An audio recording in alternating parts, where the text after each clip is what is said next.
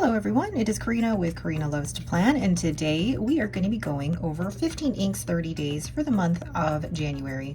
So if you are new to my channel, I try and do 15 inks 30 days instead of 30 inks 30 days, and I don't really follow any specific month. I will do 15 inks 30 days even if there is 31 days in the month like there are in January, but I've done this for myself and do 15 inks over 30 days rather than 30 inks 30 days is because 30 inks over 30 days was a lot for me. So I still wanted to take part in the challenge, but make it sustainable for myself, which is why I do 15 inks over 30 days, but also it allows me to use a pen and ink combination over 2 days rather than just one. So what I'm going to be doing is I'm going to be keeping track here in my Hobonichi A5 notebook. I'll also be doing paper swatches and a Zentangle in my Hemlock and Oak notebook.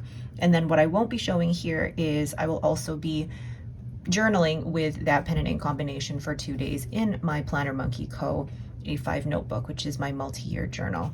All right, let's get started. But first, before I do that, I'll show you some of the tools that I'll be using. First tool I'll be using is my Browse ornament nib here, and this is in the 3mm, and I've got this here on my nib holder. There we go. And really, other than the pen and ink itself, I'll also be using a paintbrush, and I believe this one is a size 2, but I may move down to a size 0. We will see. Let's get started. So day 1, or pen and ink combination number 1, will be my Anderillium stationery toasty joggers, and I have it inked in my Esterbrook SD and the honeycomb, and this has a needlepoint nib. So I'm actually going to put that to the side here while I do my numbers with the Browse ornament nib. And one of the reasons why I really like doing 15 inks 30 days is that it allows me to go through my inks, and this is probably the most pen and ink pairings that I will ever ink up at any one time. But also for me, this is quite a structured way for me, which works for me, of being able to use my pen and ink combinations and making sure that I am really using them. I love how that looks. So the ink I have here is Anderillium stationery, and it is toasty joggers. Oh, I love this nib. Whoop, I cannot spell. And this is my Esterbrook SD and honeycomb with a needlepoint nib. I purchased this from Atlas, and I remember the first time I actually saw this pen, it was at a Pelican Hub meetup, and I saw somebody across the table with this, and I thought, oh my gosh, it's so much more beautiful in person. I absolutely love it. And it's not an exact match, but I really enjoy it just the same. So now I'm going to do my paper swatches and Zentangle in my Hemlock and Oak notebook. So this here is my Hemlock and Oak A5 notebook, and this has 70 GSM archivist paper. So it's definitely different from the Tomoe River paper, but I also wanted to include all of those paper swatches here. So I'm going to do a swatch on the archivist paper and then all the other papers as well.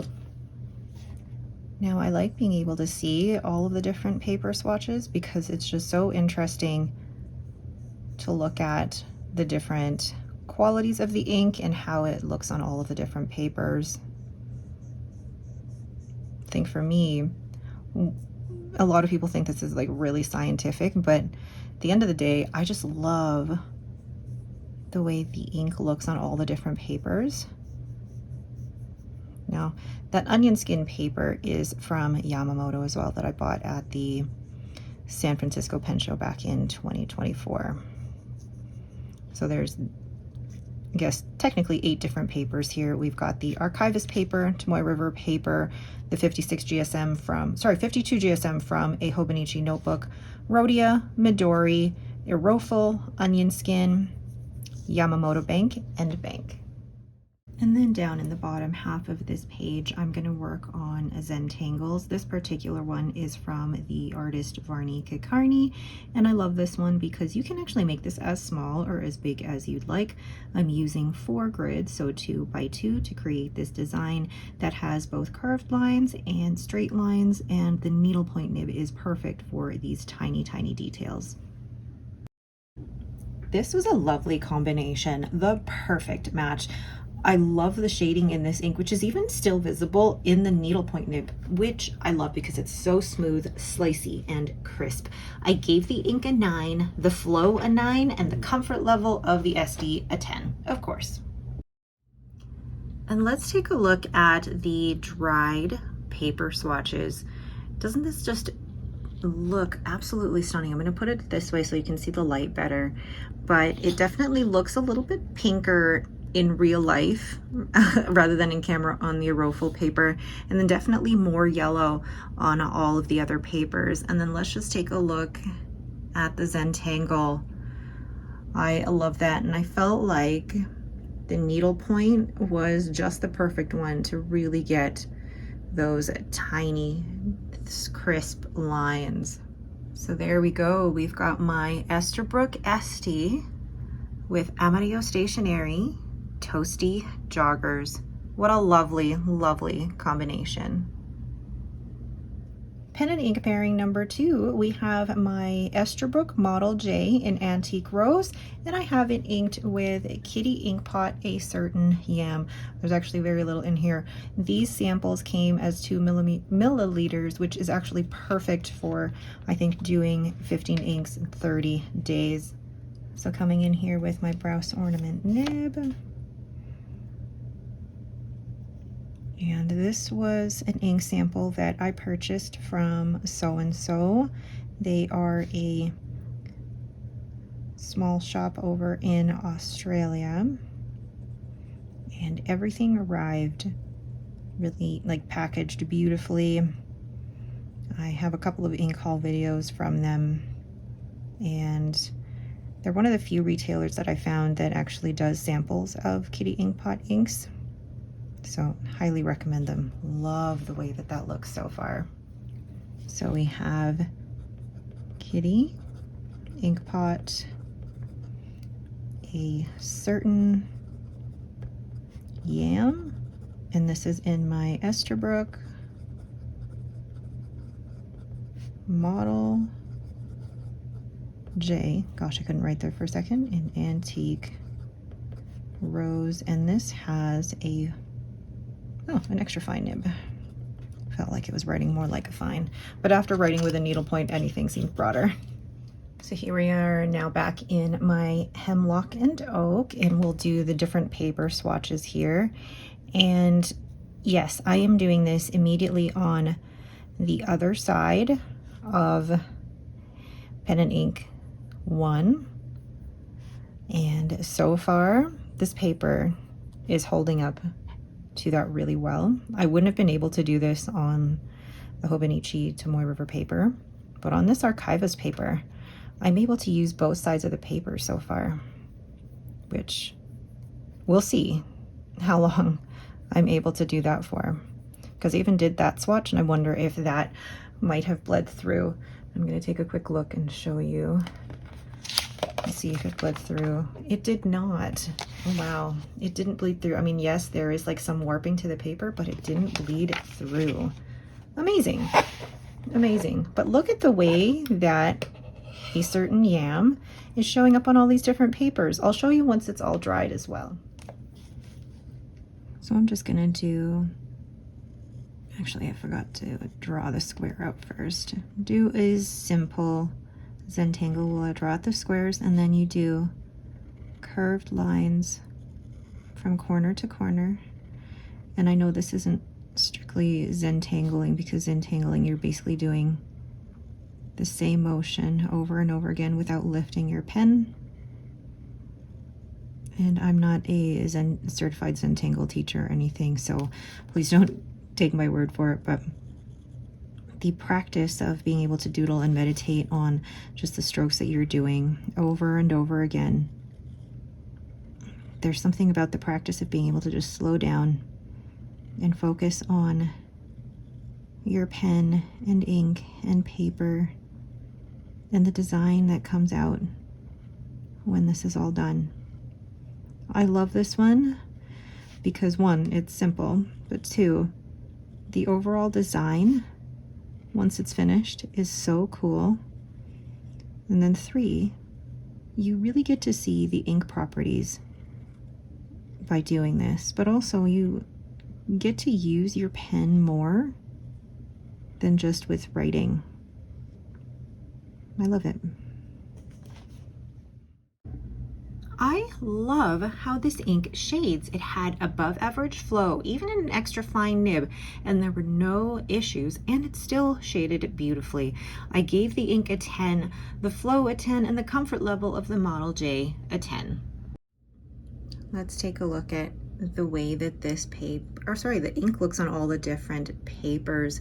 It's amazing to me. Well, on camera, it definitely looks darker, but on the Hemlock and Oak Archivist paper, it's definitely more pink. And then on the Onion Skin, it's got a little bit more yellow to it. And then on the Aerofil, there's a little bit more of the green and pink showing through. It's really, really interesting how this ink looks on all the different papers. And then let's look at this doodle or the Zentangle. I love bringing you this close to it because then you could see just in the way that the ink pools in those corners. It's just so cool. Now, I mean, the Zentangle doesn't fully show all of the shading, but it's still such a fun ink and pen combination. So that is my Esterbrook Model J with Kitty Inkpot, a certain yam. So cool. Pen and ink pairing number 3 is my Heinz Penco in the Texas Orchid, and I have this inked with Kitty Inkpot, Fireflies, and Midsummer Forest. So this is quite a light ink, so I don't know how much I'll be able to do in terms of the ink swatching, because there wasn't like a ton left in the bottle either, in the ink sample vial. So we'll see. Like there's barely any left in there, barely enough to do the swatch. But it is a really light ink, so I wanted to put this into a pen that I knew would handle this a little bit better. So you can see how light that is. Is this going to be legible? We'll see. So the ink is Kitty Inkpot. I gotta read this again because it's such a long name. Fireflies and Midsummer Forest. And this is in my Heinz pen Model K in the Texas Orchid. It's actually handling this quite well, and this has an extra fine nib, and I'm liking that so far. So I'm gonna go paint in my Hemlock and Oak here, and I'm wondering if I even have enough paint to be able to ink to cover all of the ink swatches or the paper swatches, but I should have just enough. But look at how gray-green this looks. And I'm always really interested to see how this looks on all the different papers because the Kitty Inkpot inks are so light. And it makes me wonder, you know, which papers are gonna actually show off the properties. Look at that. I'll wait for that to dry and then show you.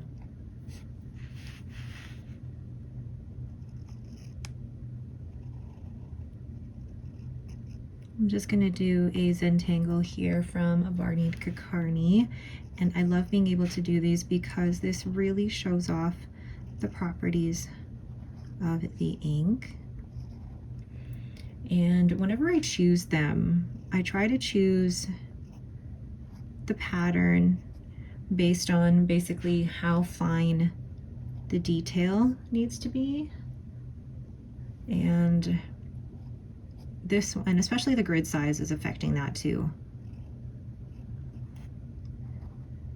But definitely check out Varney Cacarni. They have some great Instagram posts for all of their doodles and Zentangles. But I like this one because it's a mix of both curved and straight lines. And again, you have to really let go of perfection here, because for me, this is just about using my pens and inks, but also the meditative process. This ink felt a little dry and actually a little light, to the point where I felt like I was pushing hard on my pen. It's a beautiful ink, but it needs a wetter and broader nib. So I gave the ink a 9 because it is stunning, the flow a 7, and then the comfort level of my Model K a 9. Let's just look at the way this ink performs on all the different papers, and you can see the chroma shading properties happening here, but it really is a very light ink. Look at how light it is on the bank paper and the Yamamoto bank, and even on the onion skin.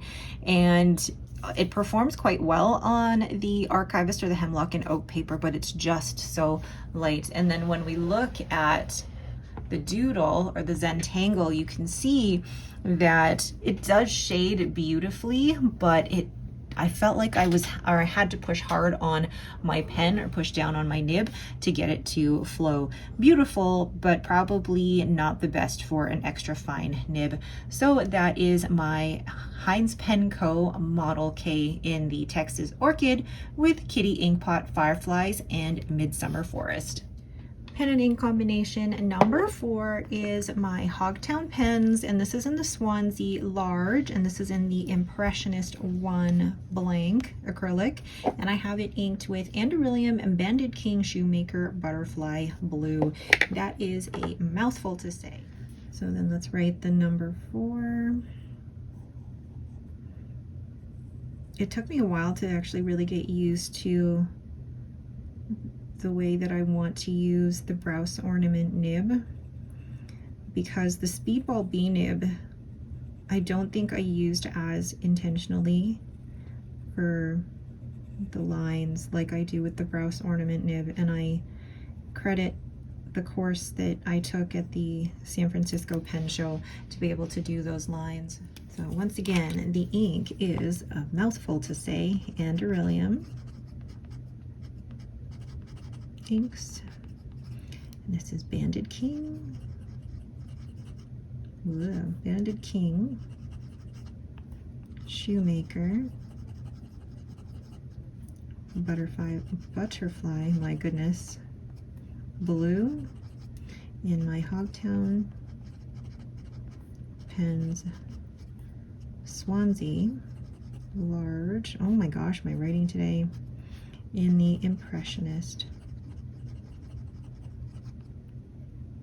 1, and this is of course an extra fine nib. All right, so here I am in my Hemlock and Oak, and I'm going to paint the paper swatches. One thing I already have to say though is that with this Hemlock and Oak paper, I was expecting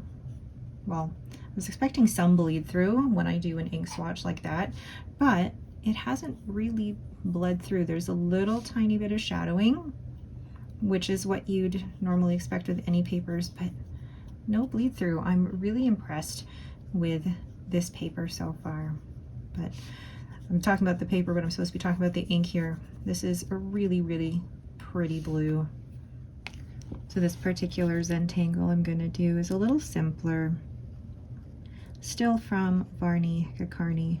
Although I say simpler, but it helped when I had the grid lines and I don't have them here as I did in my previous ink journal. So I kind of have to go with the flow on this one. And then add in, okay, this one I'm gonna have to look at the instructions to make sure I'm actually doing it correctly. There we go. And then add in the lines. I know it takes me like a couple of these to make sure that I'm actually getting the pattern right. And then for this one, I think you can mirror it, which is already confusing my brain. But I think I'll get used to it. And then even if I do make a mistake, it's not the end of the world if I make a mistake. It's just part of the process. This ink has great flow, but it had bleed through in my A5 journal, which is going to affect my rating for the flow. It's a fun pairing, but I may give this ink away.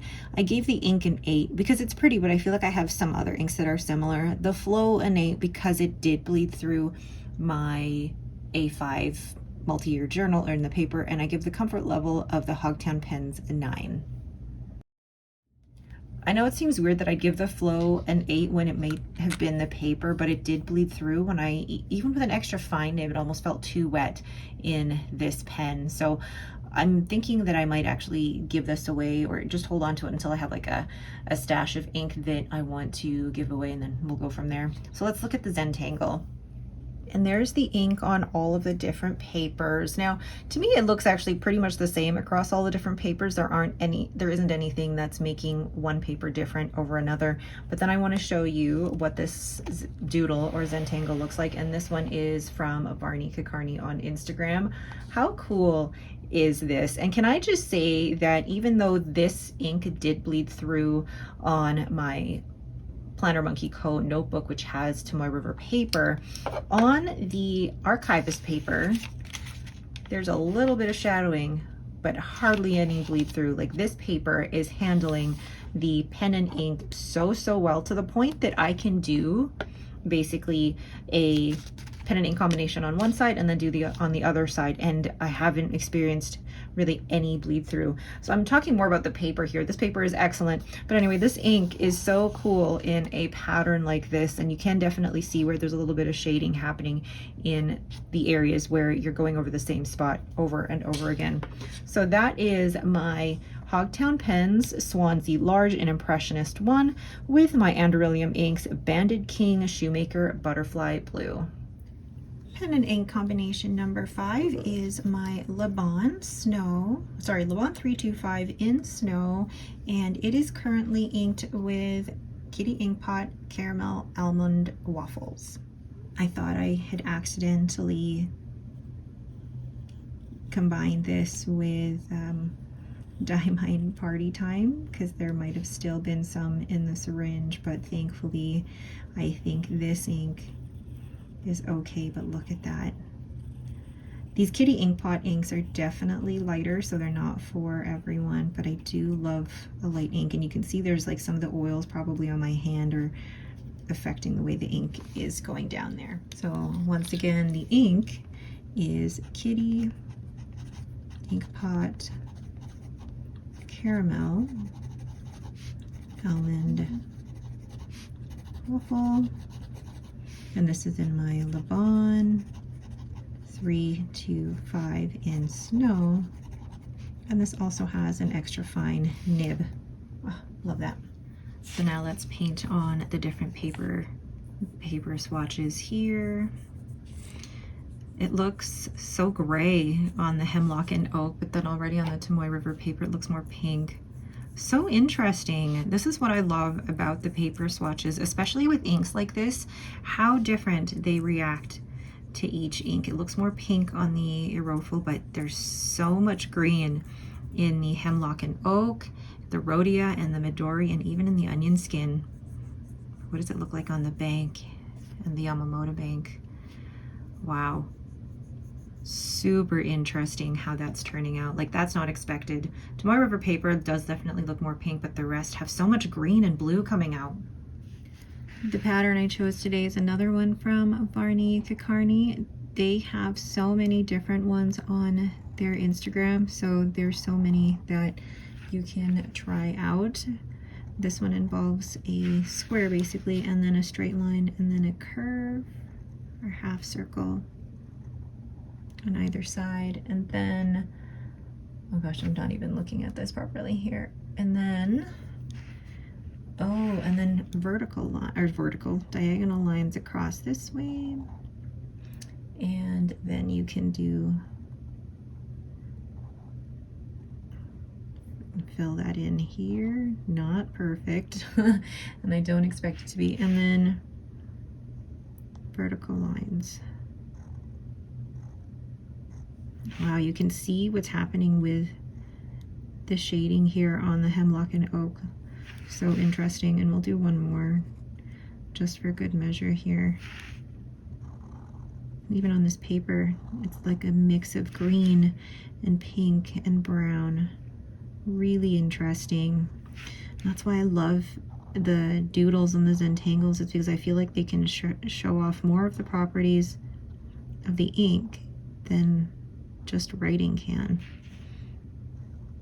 Yeah, and also just fun to do. Wow, look at the green showing through. Amazing. I loved this combination. The ink seems to go down one color, then dries to this pink beige brown. It's stunning. This also had great flow, even in my extra fine nib. There was some evaporation, but nothing too bad. And then it really is a comfortable pen.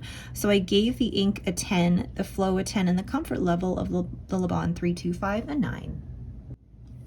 Look at how interesting this ink is on all the different papers, how it looks on the Archivist paper. There's almost hints of orange popping out here. It's definitely a little bit more pink on the Tomoe River paper.